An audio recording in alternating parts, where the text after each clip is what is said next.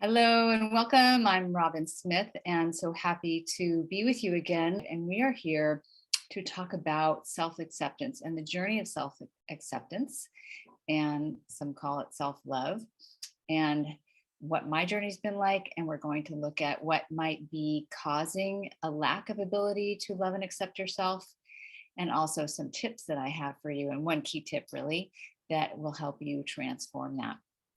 So first I want to say that I just taught about this topic on the Radical Self-Love Summit, but I wanted to do this talk for you here because I realized that I missed out on a few things that I wanted to say in my interview. So I'm going to pick up the pieces here and hopefully you can put them both together and get everything you need. So first of all, a little bit about my journey with from not loving and accepting myself to where I am today, which is feeling really good in who I am. And for me, it started with some early trauma, some of you have heard about, where my parents went away for 2 weeks when I was about 5 months old. So I got weaned and then left at the grandparents for a couple of weeks. So that was a big break in my ability to bond with my parents. And what an infant does with that is they take it personally, like there must be something wrong with me that my parents aren't around right now and that they left me. So there's an abandonment wound and this feeling of not worthy of love that happens, even though it's not real conscious, it occurs. And we know this through lots of studies around attachment. So for me, what continued to occur in my early life was my parents got divorced when I was 3. So again, another break in the connection with my family, and my mother was depressed for a while after that. So I wasn't feeling like the nurturing and the care that I needed. And so again, what I most likely did with that was I decided I must not be worthy of love and affection, love and attention and care. And then later on, I sucked my thumb till I was like 8 years old. As I grew older, I generally felt like I wasn't that likable, like people didn't like me. And I got teased, got bullied a little bit in elementary school. And then I did okay with friends and boyfriends and whatnot. But later on, even 20, 25 years ago, I was having a lot of trouble with friendships and I didn't really know how to let people in. And I had a few friends and some people would leave the area where I lived, but I often felt like, again, like I wasn't likable enough. People didn't really get me. They didn't want to know me. And so that same theme was running right through my life from infancy all the way through, to my 40s. And what I feel like helped me make a shift was, one, getting together with my husband, Patrick, over 20 years ago now, where he was able to love and accept me, even though I wasn't fully there yet. So I was able to receive his love, thank goodness, and to grow from that. And I believe I was able to grow into accepting him as well. And that helped me learn to accept myself. So that was one part of my journey. And another part was I got in a program with a relationship coach, and it was a 2-year mentorship program and a community of people on the growth journey who helped me see my lovability. And I learned also to let down my guard and show them my vulnerability. And lo and behold, they still liked me. And they liked me more for showing myself than for hiding behind the safety of trying to look good and be perfect and act right and all the things that I've been doing that ultimately were keeping people away. So what occurred for me is that as I started to release that, trying hard to do it right and be perfect, and the tension that was involved in that and the anxiety, I was no longer ruminating at night about what I said and how I'm going to get judged and who's going to reject me. All that started to melt away. And I started to feel more confident in who I am and what I had to say, more empowered to make choices that felt right for me and not worrying about what others were thinking. And that has just continued to blossom over the last, say, 15 years, 20 years that I've been doing this work, of just feeling now where it's not even a thing that I think about, like, do I like myself? Do they like me? That's not like a real conscious thing that occurs anymore. Whereas before I was constantly berating myself and comparing myself and judging and thinking others were judging and rejecting me. So it's such a relief to not feel that anymore and to be in a place where I have so much more ease of just kind of flowing in and out of relationships, connecting with people without all the like self-talk, and especially the negative self-talk about what are they thinking and how should I say it, and all those concerns. So if you're with me live or even watching the replay, put a yes in the comment if you know that experience of a lot of negative self-talk and being, overly concerned with getting approval and not getting rejected and looking and acting right and all of those things. Because I know for me, it could be exhausting to keep that up. And so it's so nice not to carry that around anymore. And also to be able to help others with that. So that's a big part of what I offer in my one-on-one privates and in my group programs. We cover this topic quite a bit. And I go much deeper than we can go tonight. So that's just a little taste of my journey. So you know where I'm coming from as I share these teachings with you. And I will say that I also did practice and some real focused techniques for learning to love and accept myself. And that helped me, beyond my relationship with my husband. It really did help me take the next shift towards more ease inside myself. So I wanted to add that. So let's go on with this piece that I'm sharing about my story. And that's kind of there's a different conception for a lot of folks out there that says you cannot learn to love others until you love yourself. So I've heard that in the comments. If you have heard that probably multiple times. I know I had, and yet my story proves it otherwise, because I really was not in a place of self-love and self-acceptance when I got together with my husband. And he was so accepting of me and so loving of me that it really helped me to get that maybe I actually am likable and lovable and worthy of love and attention. So that helped me quite a bit, I believe. And so I want to place that notion here that it can be possible. I don't know if it's for everybody, but it can be possible for a healthy relationship to show you the way towards a healthy relationship with yourself. So put a yes in the comment if you want some of that, because if it's possible for me, it's very likely possible for you. And that being said, I want to bring in this understanding around trauma that I often like to teach about, because I feel like it helps us to know ourselves more. And so when you've had early trauma, which can look like mine, where your parents left you for a while, or maybe your parents had a sick other child who got a lot of their attention, so you didn't get as much, or you were one of 8 siblings, so there wasn't enough love and attention to go around.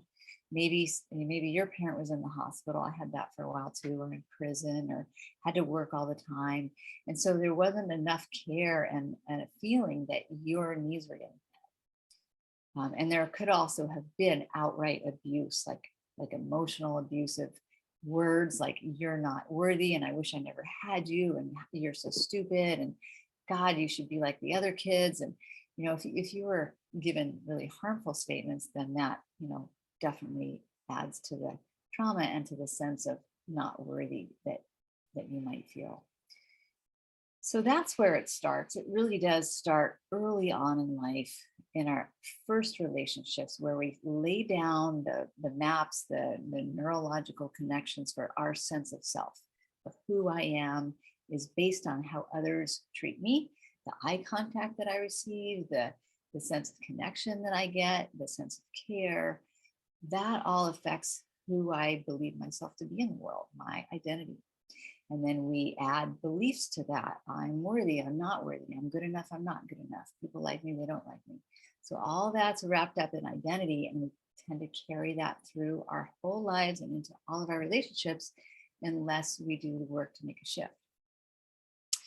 So the other piece that I didn't share in the summit interview, the other piece is that when our caregiver mistreats us or doesn't give us what we need, we're likely to feel, uncomfortable with that or angry about that, upset in some way about that because we're not getting what we know we need and deserve.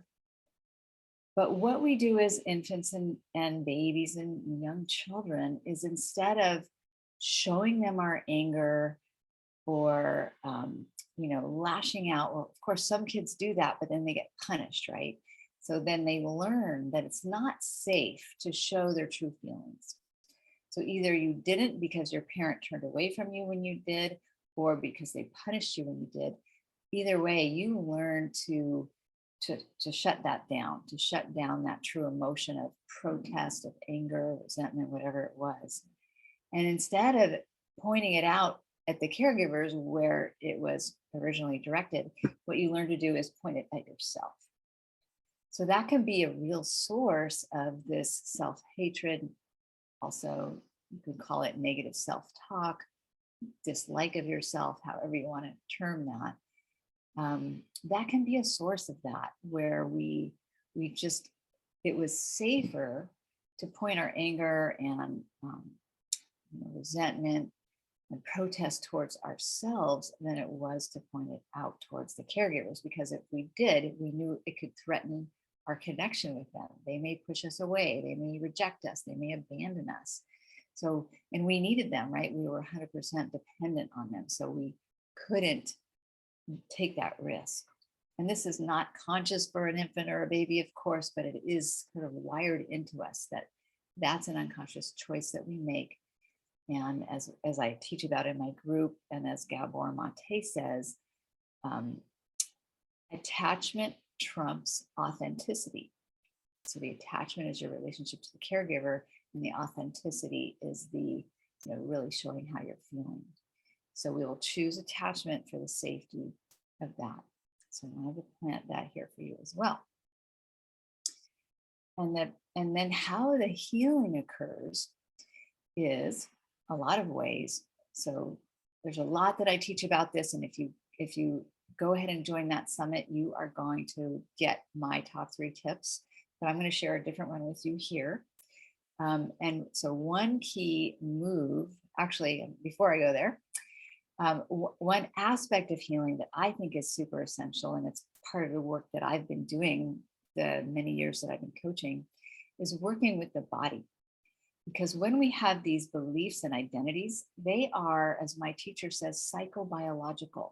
They're in your psyche and they're in your body. It's not just in your head, it's in your body too. And we have a felt sense of it, right? Just like you have a feeling of being hungry or being scared in your body, you have a feeling of your worth in your body too, and your lovability and your identity it's integrated into the body. So if we don't address the mind and the body, the psychology and the physiology, then we're not really doing the healing. So that's why I do the work that I do. It's because it integrates what we call the top down from the brain and the bottom up from the body. And those two need to meet for true integration and healing to occur around these psychobiological identity structures that we have. So let me know if I'm making sense. I'm seeing some comments here. Yes, hello, Nalini and Sylvia. Yes, it starts super early and it's not easy to shift. And what I also want to point out around that is it's not easy to shift it just with your mind, just like it wouldn't be easy to shift it just with your body. So if you're only working on your nervous system and like learning to calm yourself, that's not enough, because you're not working on the concepts, the self-concepts that you have. And if you're only working on your self-concepts, like practicing affirmations, say, of like, I love myself, I'm perfect the way I am, and everything is beautiful and whole, that it's hard to really believe that, because it is just kind of up here in the brain. It doesn't land internally. So if you get a hold of that summit, you're going to get a practice where I integrated both. And there were some big shifts that people had who did that with me. So that's a beautiful practice that I'll let you get there, and I'll share something different here. So part of, I believe, one huge part of healing this lack of self-acceptance, self-hatred, dislike of yourself, feeling unworthy, all those things. It was key for me is self-compassion. So shining the compassion on yourself in the same way you would do for people that you care about. So often we look at a friend who's struggling or maybe made a mistake, and you would say, it's okay, you'll be fine, you'll get over this, you'll get through this, right? But with yourself, you might say, you idiot, what were you thinking? How could you do that? Now you've really messed everything up. No one's going to like you now, right? You would never talk to a friend that way, but you talk to yourself that way. So the self-compassion practice is about really offering that same kind of compassion towards yourself that you would towards a loved one. So that's my key tip for you. And we go much deeper into this if you join my upcoming year-long program, the Rock Your Relationship Immersion. Feel free to reach out about that. I will be opening spots for that soon. So for me, in my example of not really loving myself or liking myself that much when I got together with Patrick, and that his love was like a healing balm for me and helped me open up to my lovability. And then I did need to continue and do more inner work. But I know that not everyone could open to love in the way that I did. We're all different, right? We all have our own journeys with trauma and self-love and self-worth and whatever we're dealing with. And so for me, I did have a knowing that I was loved by my parents, even though stuff happened and there was an original like break in the connection, and I felt, I somehow got the message that I wasn't worthy and lovable or likable, but I also did get the knowing that I was loved. And so I believe, and this is just a theory, that because I had that knowing I was loved, even if I didn't feel that lovable or likable by people, by friends, by, other people in life in general, colleagues, I think that helped me, have a map to be able to receive love from Patrick and even earlier partners. And I know not everybody has that. Some of you may have been raised by parents or other caregivers who really gave you the message you were not lovable. You were a problem. There was something deeply wrong with you. And that is so horrible and destructive to you, your sense of self. And my heart goes out to you if that happened, and nobody deserves that. And my message to you is absolutely you're lovable and you deserve love and care and nurturing. Everybody does. Nobody is uniquely more deserving of that. We're all equally deserving of that. So take that in. If you didn't get that early mapping, you can still do the work for that. You can heal your attachment wounds. You can earn a secure relationship, even if you've been in insecure relationships your whole life. You can do that healing, and especially with someone who's a coach or a counselor, or a great partner who knows how to do that with you, they can help you do that healing. So for me, I did that with Patrick, and I also did it with coaches myself. And so I'm so grateful that I had the opportunity to do that. And I sure hope you can find that and give that opportunity to yourself, because you deserve it, to have healing and healthy and whole relationships and a sense of yourself that is whole and full and worthy. And with that comes much more ease and joy and lightness in your being. And I'm a testament to that, because that has completely been my experience. So let's see what you're having to say. It's been a bit more challenging for me to reveal and experience some of the childhood experiences. No doubt when that happens, the compassion is enormous. Oh, I'm so glad. Compassion is enormous. We all need enormous compassion, I think, for ourselves and our suffering. So it's a wonderful process, and I really invite you to practice that and get support with that, because when you're on your own with it, it's hard to see it so clearly. But when you have someone who can kind of catch you in the act of beating yourself up or doubting yourself, giving yourself a hard time, not believing in yourself, then you can start to see those patterns more clearly, and they can support you in shifting it right there in the moment. So you're going to make much greater strides if you get a professional to support you through this than if you try to do it just like from videos and books and on your own. So that's my 2 cents, my best advice for now. And please do reach out or leave me a comment if you would like to have some one-on-one support with me. I do have some spots open for that right now in my schedule. So much love to each of you. Thank you so much for being here. Mwah, much love.